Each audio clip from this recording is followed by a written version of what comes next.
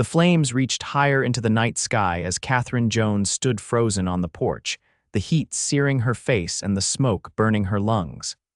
Everything she owned, everything she loved, was disappearing before her eyes. Her parents' home, her childhood sanctuary, was now a blazing inferno, consuming years of memories in minutes. With nothing but the tattered dress on her back and her mother's locket clutched in her palm, Katherine fled down the dirt path, her vision blurred by tears and smoke, unaware that fate awaited her just beyond the property line. Texas, 1873. The unforgiving summer had brought drought to Willow Creek, making timber dry as kindling. When lightning struck the oak tree beside the Jones family home, it took mere minutes for the flames to engulf the entire structure. At 22, Katherine had already weathered many storms, losing both parents to typhoid 2 years prior, struggling to maintain the small ranch alone, but watching her last connection to them burn away broke something inside her. Her lungs screaming for clean air, Katherine ran blindly through the darkness, the crackling roar of the fire receding behind her. The hem of her nightgown caught on a fallen branch, and as she stumbled, strong arms reached out, catching her just before she hit the ground.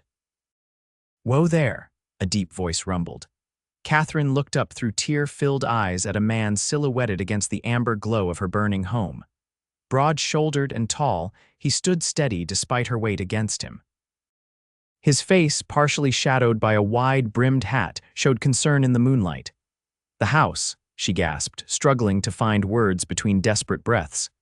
"Everything, it's all I know," he said, his voice gentle but firm. He turned her away from the sight, his hands steady on her shoulders. "You can't go back there. It's too dangerous." Katherine trembled, reality crashing around her like the burning timbers of her home. "I have nowhere to go," she whispered. The stranger looked down at her, his expression softening. In one smooth motion, he removed his coat and wrapped it around her shoulders. "This is your home now," he said simply, gesturing toward a wagon parked on the road. "At least until we figure something better. I'm Thomas Harrington." "Most folks call me Tucker." Katherine clutched the coat around her shoulders, the weight of it somehow anchoring her to reality. "Katherine Jones," she managed. "Everyone calls me Kate." Tucker nodded, leading her toward the wagon. "Well, Miss Kate, I was passing through to my ranch when I saw the flames. We're about 3 miles northwest of here." "The H-Bar-T," she said, recognition dawning. Everyone knew of the Harrington Ranch, one of the largest spreads in the county. "That's right." He helped her into the wagon with careful hands. "My sister Emma lives there too. She'll get you settled." Kate looked back at the orange glow on the horizon, her chest tightening. "I should stay. There might be something to salvage come morning." "Nothing worth your life," Tucker replied, climbing up beside her. "We'll come back tomorrow, see what can be saved. For now, you need rest and clean air in your lungs." As the wagon pulled away, Kate felt hollow, as if she were leaving her soul behind in the ashes. Yet something in Tucker's steady presence kept her from complete despair. She studied him from the corner of her eye, his profile strong against the starlit sky, hands capable on the reins, eyes forward on the path ahead. There was a quiet confidence about him that seemed to promise safety, something Kate hadn't felt in a very long time. The Harrington Ranch house appeared like a fortress against the night's solid timber walls and a wraparound porch lit by lanterns. As they approached, a woman hurried out, her long braids swinging as she moved. "Tucker, I was worried when," Emma Harrington stopped short, taking in Kate's disheveled appearance. "What happened?" "Lightning strike at the Jones place," Tucker explained, helping Kate down. "Miss Katherine here needs shelter." Emma's expression softened immediately. "Of course, come inside, dear." The next hours passed in a blur for Kate. Emma, a whirlwind of efficiency, drew a bath, found clean clothes, and prepared a room, all while Tucker spoke with the ranch hands about organizing help for the morning. By the time Kate was settled in a bed with fresh sheets, exhaustion claimed her, pulling her into dreamless sleep. Morning arrived with gentle sunlight and the distant sounds of ranch life. Kate woke disoriented, momentarily forgetting the night's tragedy until reality crashed back. She dressed in the clothes Emma had provided, a simple blue dress that hung a bit loose on her frame, and ventured out of the room. She found Tucker on the porch, drinking coffee and reviewing papers. He stood when he saw her, hat already in hand. "Miss Kate, how are you feeling?" "Alive," she answered honestly. "Which is something to be grateful for, I suppose." Tucker nodded, understanding in his eyes. "I've arranged for some men to ride with us to your property, see what might be salvaged." "Thank you." The words felt inadequate for the kindness he was showing a virtual stranger.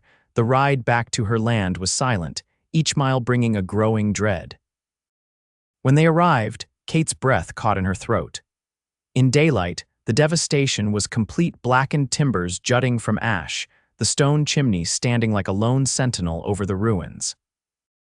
Tucker helped her down from the wagon, his hand lingering supportively at her elbow as she took in the scene.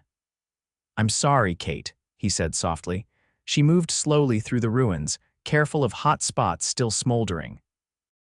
The men Tucker brought began shifting debris, searching for anything untouched by flames.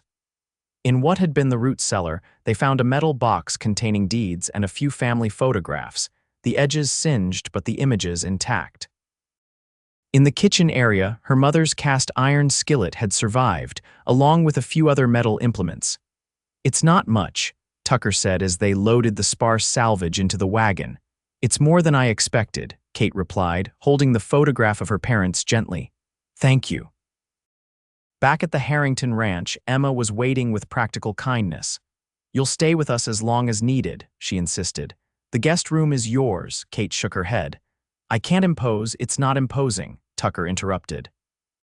"We have the space, and frankly, Emma would appreciate another woman around this place." "He's right," Emma smiled.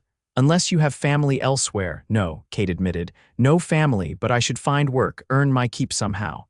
Tucker and Emma exchanged a glance. "Actually," Emma began, "I could use help with the household accounts and correspondence. Our father always had someone handling the paperwork, but since he passed last year." Kate straightened.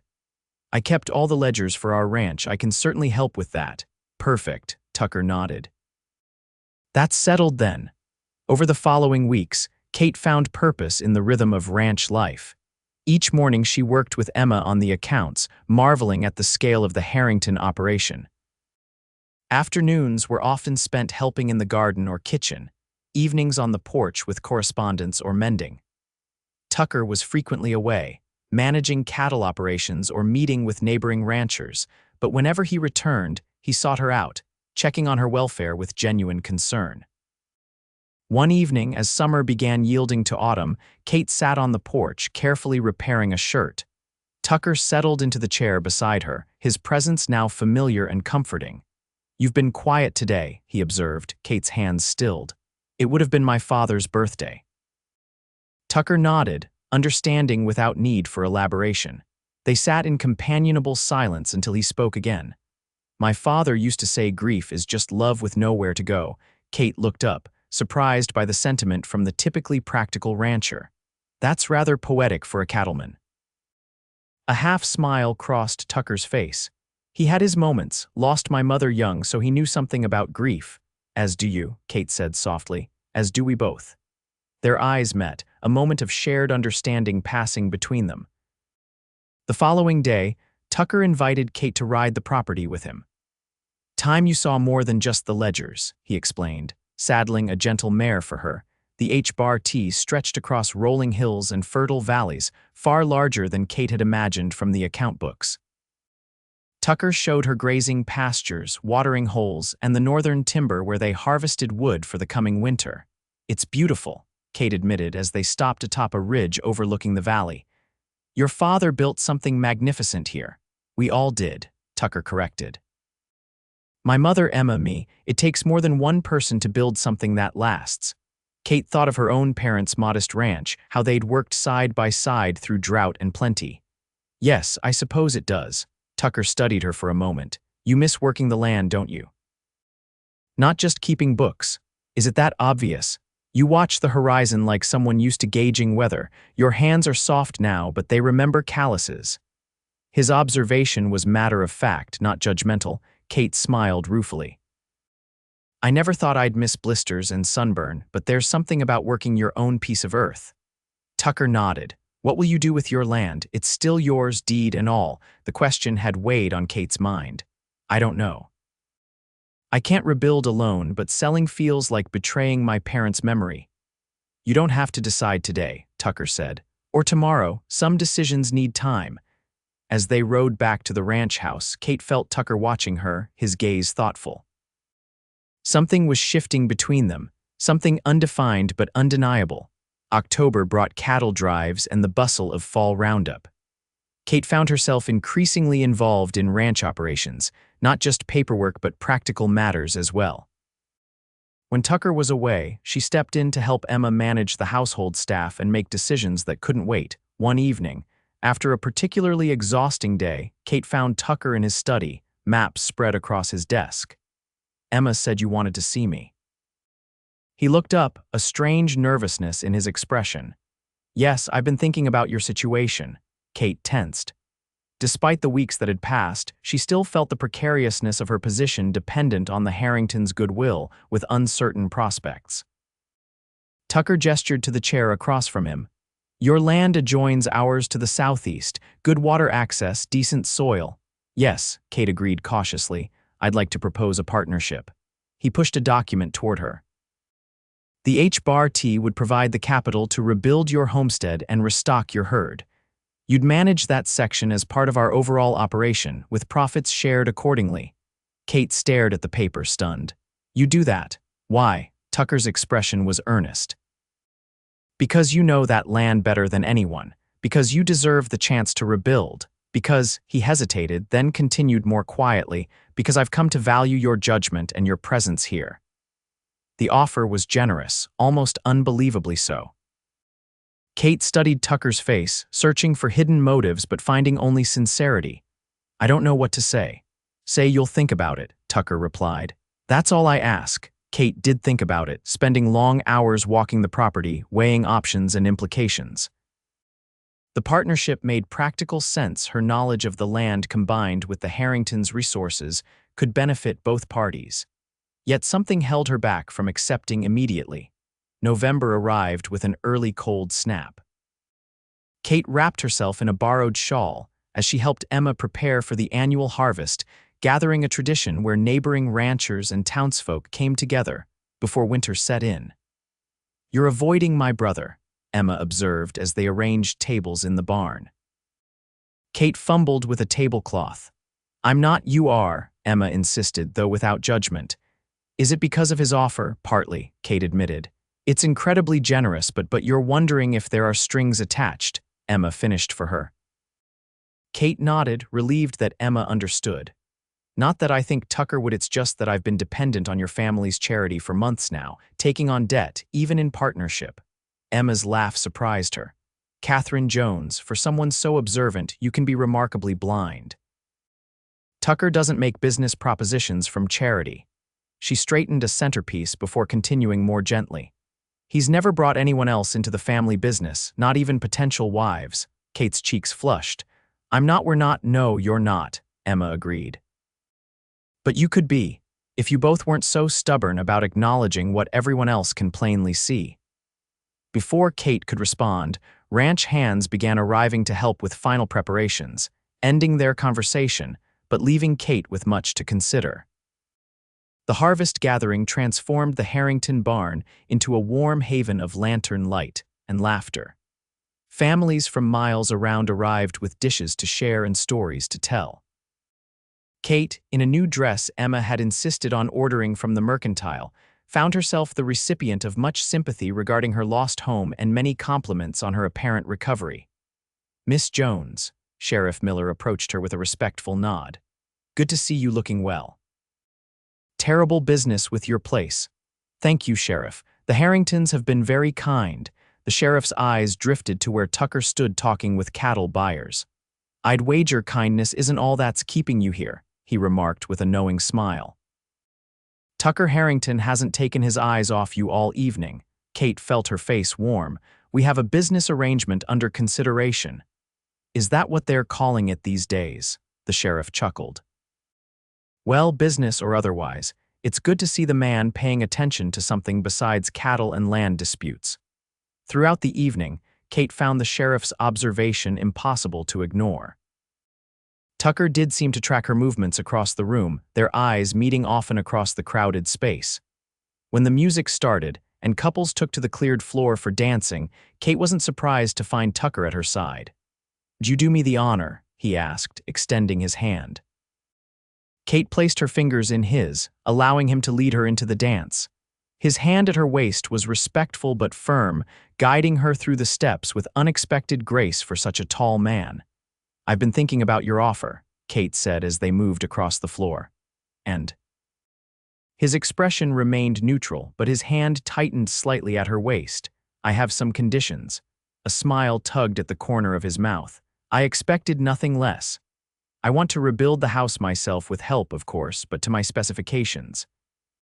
And I want to be treated as a true partner, not a charity case or a subordinate." Tucker nodded.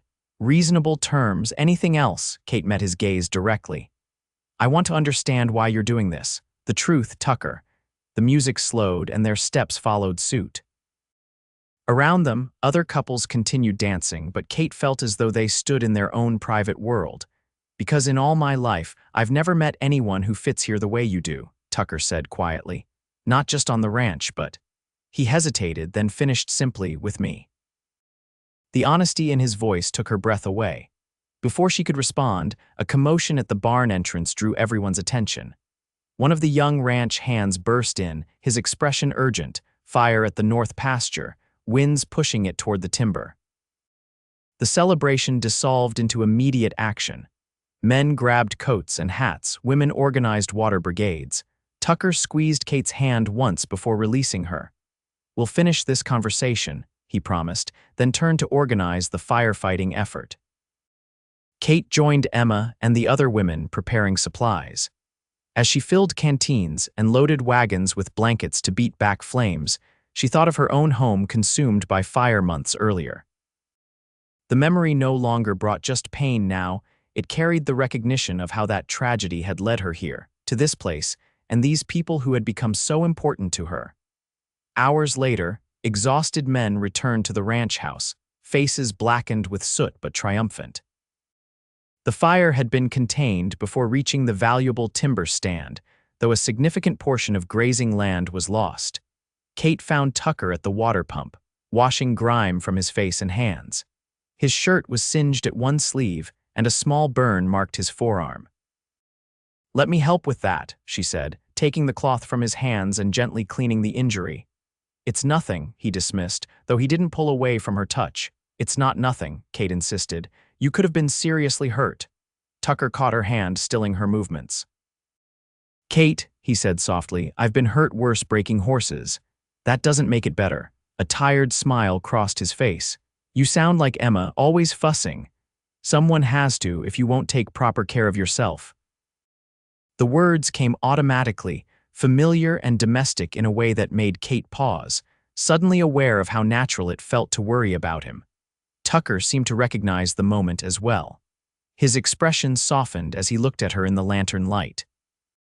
"About our conversation earlier, yes," Kate interrupted.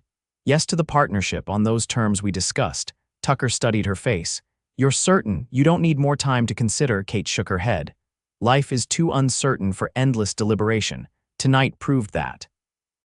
It did at that. Tucker's hand still held hers, his thumb tracing small circles on her wrist.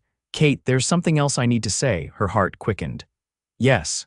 When I caught you that night, when I said this is your home now, I meant it. But not just as a place to stay until something better came along." His voice grew more confident as he continued. "I meant that you belong here with us, with me." Kate's breath caught. "Tucker, I'm not asking anything of you right now," he hurried to add. "Just telling you that, when you're ready, if you're ever ready, there's a place for you here that's more than partnership or friendship." The vulnerability in his expression moved her deeply.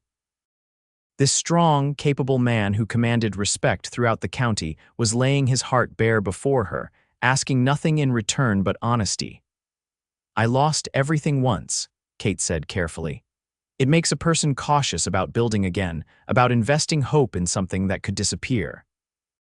Tucker nodded, disappointment shadowing his features as he began to withdraw his hand. Kate held on, not letting him retreat. but it also teaches you to recognize what matters. And you, Tucker Harrington, matter to me more than I thought anyone could again. Hope flickered in his eyes. What are you saying, Kate? I'm saying I'd like to build something that lasts, with you. The months that followed were filled with labor and planning.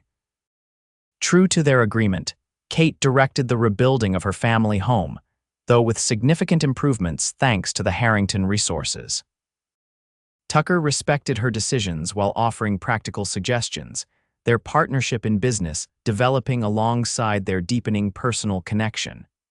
By spring, the new Jones homestead stood completed a sturdy two-story structure with wide windows and a wraparound porch. The land around it was prepared for crops, and a small herd of cattle bearing both the Jones and Harrington brands grazed in adjacent pastures. On a clear April morning, Kate stood on that porch, watching Tucker approach on horseback.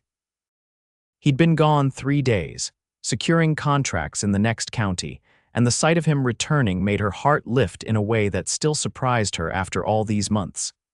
He dismounted with easy grace, removing his hat as he climbed the steps to join her. "The place looks good," he observed, looking at the fresh paint and newly planted flower beds. "It does," Kate agreed, "though it feels strange sometimes being here again. Different house, same land," Tucker understood. "Some ghosts are friendly ones."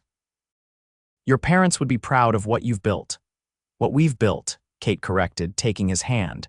Their fingers intertwined naturally, a gesture that had become as familiar as breathing.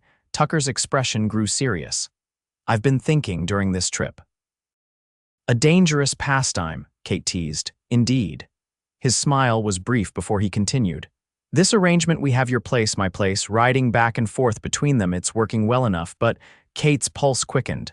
"But," Tucker took both her hands in his. "Kate Jones, I don't want to be your business partner anymore." For one terrible moment, Kate's old fears surged: abandonment, loss, starting over again. Then she saw the love in Tucker's eyes and understood. "What do you want to be then?" she asked softly. "Your husband." He said it simply, directly, in that straightforward way that was so essentially Tucker. "I want to wake up beside you every morning and fall asleep with you every night. I want to build a life where we don't have to say goodbye at property lines." Tears filled Kate's eyes. "You have the worst timing, Tucker Harrington," his brow furrowed. "What do you mean?" Kate laughed through her tears. "I had a whole speech prepared for when you returned, about how this partnership has been wonderful but insufficient." Understanding dawned on his face. "You were going to propose to me. I was going to strongly suggest that matrimony would be a logical extension of our current arrangement," Kate corrected primly, though her smile betrayed her. Tucker laughed, the sound rich and free. "And what conclusion did your logical mind reach?" Kate stepped closer, resting her hands on his chest. "That I love you, Tucker Harrington, and I would be honored to be your wife." He cupped her face gently. "Is that a yes, then?" "It's a yes." When he kissed her, Kate felt the last pieces of her heart, the ones that had remained guarded even as she fell in love, finally yield completely. This man, this place, this life they were building together, it was home in every sense of the word. They married in June, under an arbor built from timber, salvaged from both their family homes, the old and new intertwined, just as their lives had become. Emma, radiant as matron of honor, wept openly as they exchanged vows before the gathered community that had watched their relationship blossom. "I do solemnly swear," Tucker promised, his voice steady and sure, "to love you, protect you, and build with you for all the days of my life." "I do solemnly swear," Kate answered, her heart full, "to love you, support you, and create with you a home that will stand against any fire, any storm, any challenge life brings." 5 years later, Kate stood again on the porch of their home, not her rebuilt family house, but a new one they had designed together on land bridging both properties. Behind her, their 3-year-old son played with wooden blocks while their infant daughter slept in a cradle nearby. The H-Bar-T had prospered, expanding to become one of the most successful operations in the state. Tucker rode up from the south pasture, their 4-year-old daughter Elizabeth perched proudly before him on the saddle. Kate watched them approach, her heart full of a contentment she once thought impossible to reclaim. "Mama," Elizabeth called, waving excitedly. Papa showed me the new foals. Tucker lifted his daughter down, accepting her enthusiastic kiss on his cheek before she ran to show her brother the wildflowers she'd collected. He climbed the steps to Kate, wrapping an arm around her waist as they both watched their children. Happy? He asked, the question he still posed regularly, as if ensuring the life they'd built remained solid. Kate leaned into his embrace, remembering the desperate woman who had fled a burning house with nothing but a locket and despair. How far she had come, how much she had gained. More than I ever thought possible, she answered truthfully. This is home, Tucker, you and the children, this land, this life we've made. It's everything. He pressed a kiss to her temple. And still just the beginning, he promised. Kate believed him. From ashes, they had built not just houses and businesses, but a legacy of love that would endure long after they were gone. A home in every sense of the word that no fire could ever destroy.